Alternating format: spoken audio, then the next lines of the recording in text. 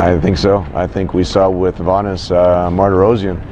Vanes fought a lot of world-class fighters, had never been stopped before. It's true that he moved up from 154 to 160, but nobody was as aggressive with Vanes as Triple G was in the second round. I think, unfortunately, for Vanes, Triple G was so pissed off, had so much frustration that he took it out on Vanes, and I think we'll see the same thing, all this pent-up frustration being taken out on Canelo Alvarez on September 15.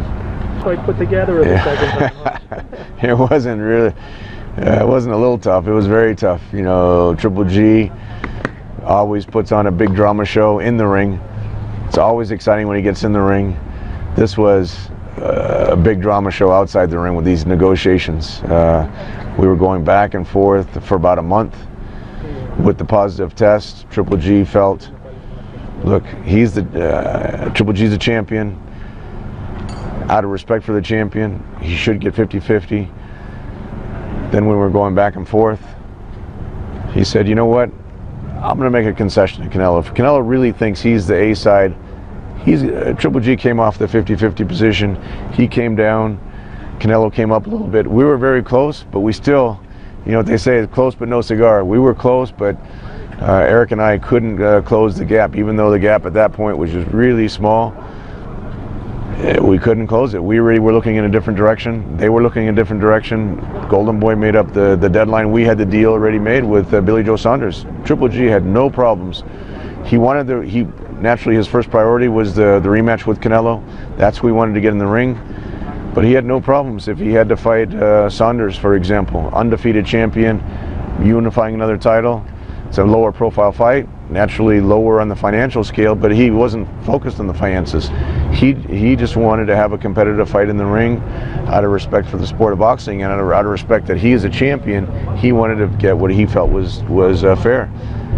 After the deadline, Golden Boy had that deadline after the deadline about an hour. I thought the fight was dead. I told everyone. I told Tecate, I told the MGM, I told HBO.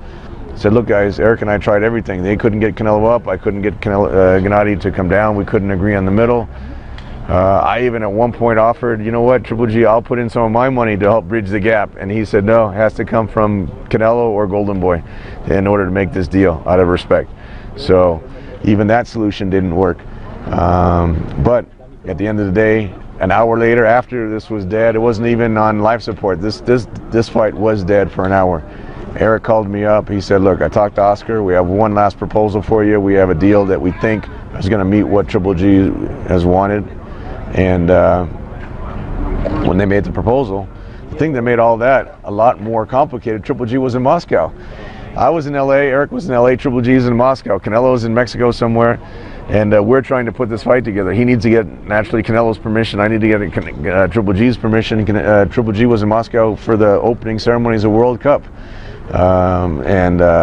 Somehow we figured out a way. An hour afterwards, they came back with that last proposal. It met what Triple G wanted. Within 5 minutes, he said, no problem, Tom, make the fight.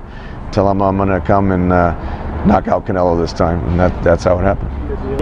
And I have to say, out of respect to both guys, this is the second time that they're going to get in the ring. Unlike a lot of guys, a lot of champions talking about fighting each other, but they can't figure out a way to make the fight happen. There's much more at stake in this fight than any other fight, because the financial position in this fight is so much bigger. So instead of two champions talking about fighting each other, these guys not only fought one time, they're fighting a second time. So out of that fact alone, you got to respect both Triple G and Canelo. Not only the money, huge ramifications for each guy. Oh, absolutely. This is a legacy fight for both guys. This is, look, if Triple G wins this fight or retains his title, he breaks Bernard Hopkins' legendary record. Nobody thought anyone would break that record of 20 title defenses in the middleweight division. And if Canelo wins the fight, all of a sudden, not only is he the best middleweight, now he's in the discussion for best pound-for-pound fighter in the sport of boxing.